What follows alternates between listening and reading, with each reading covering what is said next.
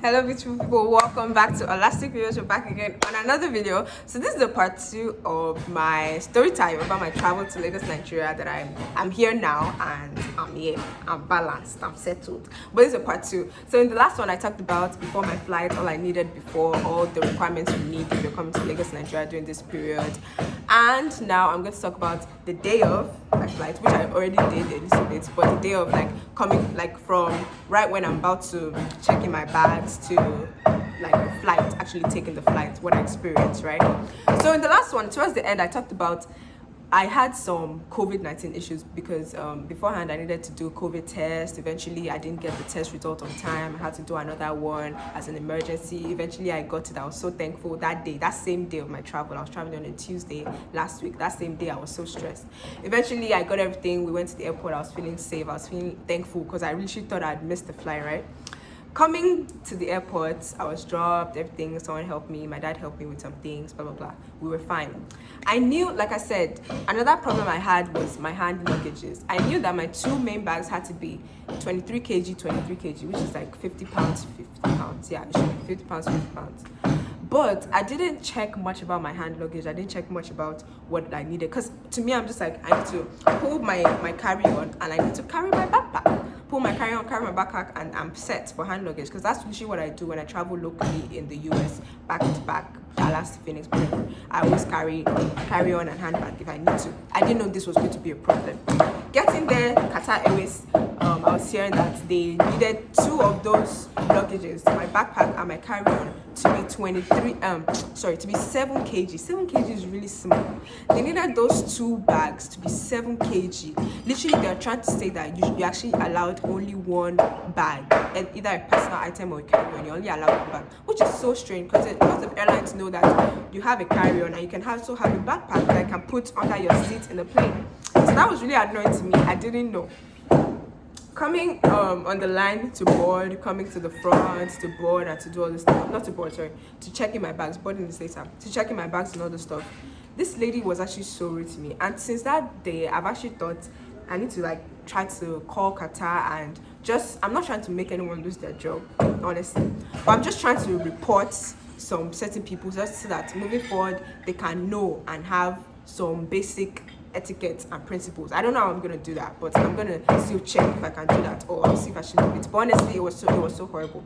This lady, I like Qatar Airways just because of the experience I later had, but this was my first experience with them and it wasn't so great. This lady was so rude to me. You know, I came up to her with my bags and she said, "Oh, let me see your carry-on." I gave it to her and she said, "Okay, it's overweight." I was like, "Oh, really? How come?" "Oh, I didn't even know they were going to check it. I actually forgot about that." And she was like, "Yeah, they're going to check it with my other backpack and it needs to be 7 kg. I was like, "Oh, really?" She checked that one too. It was overweight. But she said both of them needed to be 7 kg. And they were already together, this plus this was already 21 kg. That's actually almost another bag. And then she was like, "Yeah, you can go. Time is running out, but you can go and you can change it. You can make one bag overweight and pay $65. Pay $65 and then only have one carry-on." And I was like, "Okay, no problem, I'll go and do that." But the way she was even talking to me was actually so rude. But usually I don't even know how to explain how rude someone was. But yeah, she was rude. I took my cards, I went outside, I did what I had to do. I was like, okay, I didn't even expect this. I had to be removing my bag again, which I already did. I already set it to 23 kg. I had to open one bag again to put more stuff in to make it overweight, because I was like, okay, I guess I have to actually pay overweight fees, $65, cool. I did that one, I made it overweight, the other one was fine, and then I had my luggage and I just left one behind because I was like, my dad may still come and actually help me take some things back home or help me fit some things, I don't know. I just left it. So moving back up to the queue, the line was already getting shorter and everything. By chance, I ended up with her, and what hurt me is that a lot of people got away with this because it's not like they needed to really check. It's a big aircraft. I've taken local aircraft where they take the carry-on, they take the backpack, no problem. This is a big aircraft. You guys want to be charging people for what is not. So the $65 wasn't even hurting me. $65 is there for big luggage. She said I eventually had to check in my carry-on as an extra bag, and it was going to be what? $250. It was going to be $250. When it's not like I carried the car, when it's not like I carried the house to travel with. She said it was going to be $250. for carry-on that I've been traveling with on local flights, that was not a problem. Said it was going to be $250. I did not even know what to think. I was just like $250, how? You told me to make this one excess, I made it excess. Now you're literally threatening me to bring my other bag that I said I may not even go with. You're threatening me to bring it and to check it in for $250. That's how I was just so confused. I was like, okay, let me just try to do something else. Let me see how I can, I don't know, make this one smaller, whatever. I was so confused, I didn't even know what to do. In the process of doing all that, a man just came from nowhere. I'd already heard him threatening other Nigerians, threatening other people that decide, like, you're not going to make this flight, I'm taking your body pass away from you, you've missed this flight. How can you be threatening people for things for what they paid for? People paid $1,000 and plus for these things just because you are working on that day and you feel like, oh, now they're at your mercy to get on the plane. Doesn't mean you treat them like that. What are they at your mercy for? They paid for the flight. So I already heard him doing all those with people before. I didn't know that he was still going to come to me. So checking my bag, doing all those things with the lady that was so rude, I was still trying to fix everything. He just came and was like, you've missed this flight, you're not getting on this. At that moment, my heart and head just dropped. I was like, I've missed what? What do you mean I've missed this flight? This thing that I've suffered for, this thing that this morning I was still pacing and my heart was beating because I didn't have my COVID results ready. I was like, what do you mean? I was like, please. At that moment, I didn't even know what to do. All I was thinking was, let me just beg these people because I've suffered. I've honestly suffered in the hands of this whole travel thing. Even before this, I've done some travels before, just in preparation to this, and some of it were really stressful. So I was just like, please. And I'd missed the flight like 2 weeks ago already. Something else. Maybe I'll do another story time with that to another place where I was going, and it was really important. I was like, okay, please, I'm sorry, let me just close the bags back and just give it to you guys. Because he was like, you've missed this flight. Maybe because time was running out. I didn't know. Me that I'd been at the airport like 4 hours before. My flight was 5:30. I got to the airport like 1:30. I'd been there, not like I hadn't been there.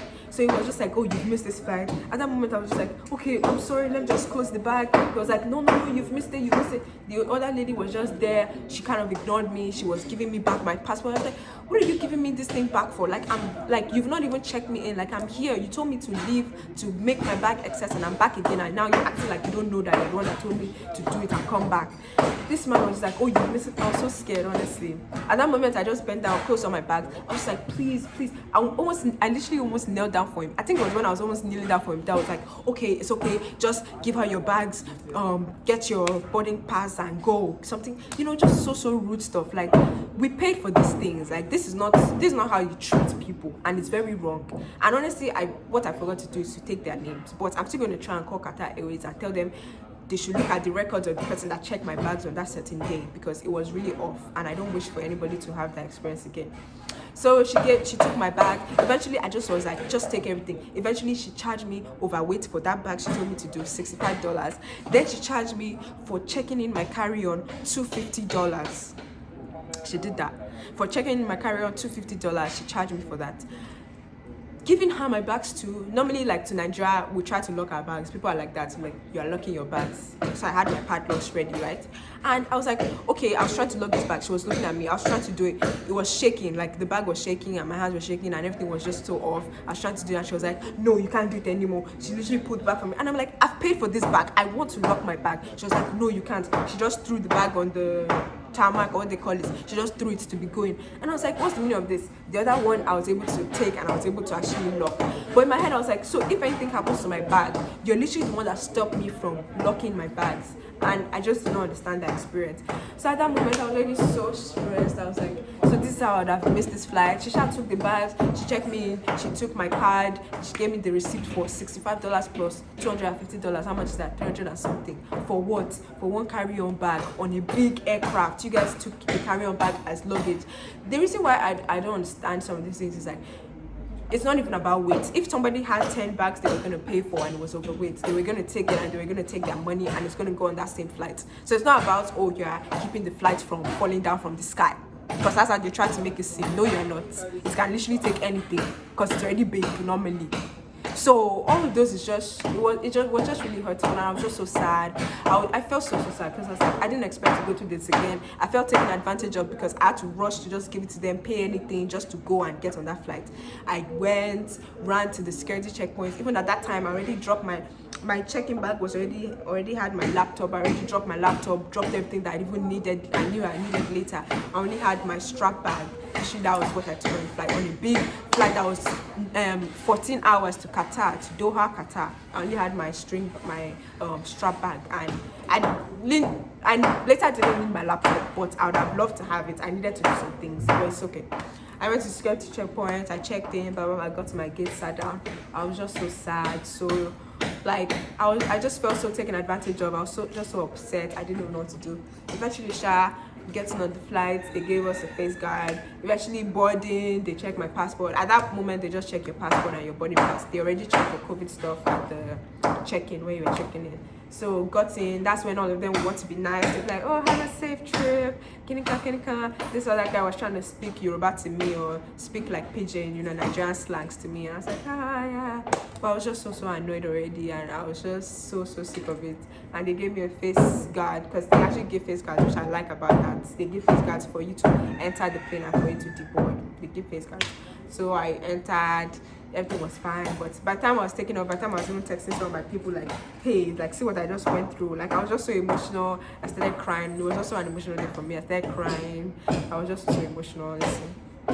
On the plane too, like, just flying off, I started crying. I cried for like the first hour of that trip before I now calmed down, but it was still on my mind. Like, I was just so mad at these people. Like, how could they do this to me? I didn't expect anything like this, but they all made me pay $300 and something for carry-on. How, please? And I just felt so like they were rude. Not that I paid not that I even just paid money. You were also rude on top. I also paid. Now you don't let me check. You don't let me do what I like with my bag. You don't let me lock my bag.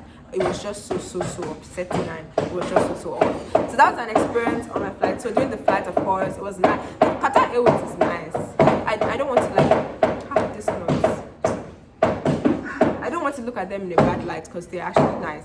So on the flight, the air hostesses were nice. The food was actually really good. I'll put some up here if I actually remember, if I had pictures. I'll put some. The food was good. Everything was convenient. Sometimes I was scared to use the restroom, because it's like a small space. But I saw them always going in and out trying to clean it. They were always in and out trying to clean the bathroom. And by the time I was actually pressed and I had to go in the bathroom, it was very clean. It smelled nice. But I still had my face mask normal, and then the face shield, the face guard, plastic thing. I still had that on. So that was that. The flight was 14 hours. I watched some movies. Sometimes I slept. Sometimes I was talking to the Nigerian lady next to me, which was the Nigerian lady and some others that I still eventually met at my stopover, that made the stopover so nice, and we had so much fun. But I'll talk about that in the next video. So I hope you all learned something from this. Like I said in my first video, make sure you have all your COVID-19 things done beforehand. And then secondly, make sure that you actually check specific limits and baggages for your flight to Nigeria. Okay, let me tell you guys another tip that some people do. Honestly, if I knew, I could have done it, because me paying $205 to $300 and something was not worth it.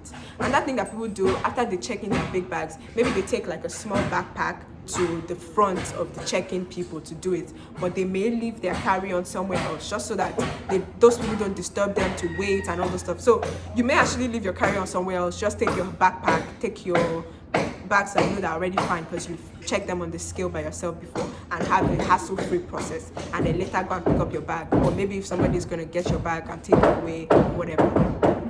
That to me, I don't find that as any problem, because it shouldn't be a problem to carry a normal carry-on that fits inside the bag. The carry-on is already like this, as hand that fits into the bag. It shouldn't be a problem to carry that on the flight and be paying $300 and something for. So I'm not even gonna say, oh, don't go and put your bag somewhere. Put your bag away. Don't let them disturb you. It's stress, and it was hassle. It was a hassle, and it was just wrong. It was just wrong in so many ways. So hopefully you all have learned something from that. And in the next one, I'm just gonna talk about my stopover at Doha, Qatar, and how it was, the fun we had. I met a few Nigerian friends, and we just had so much fun together, and it was great seeing them. And yeah, that was it with that. And yes, I hope you all learned from that. Please share this video as well to anyone traveling to Nigeria or traveling to somewhere else. Actually, a lot of these things can save. I said a lot of these things. It's really things. A lot of these things can save you so much stress and hassle. But that's the thing with life. Sometimes we learn, and then we improve on ourselves, and you know some things not to do next time. You know to start some things earlier. You know to check some things, so you don't have to stress your life. Okay. So I hope it was helpful, and God bless you all. And on this channel, we talk about self-development, millennial talks, stayed, lifestyle, knowledge. Why? Because no knowledge is lost, need find, and we just share that with each other. So subscribe and don't forget to share and come back. Tell me what you feel. Tell me if you've gone to Nigeria. Tell me if you don't want to go to Nigeria. Tell me what you're doing this winter period and let me know as well. God bless you, and I'll see you again in the next one. Bye.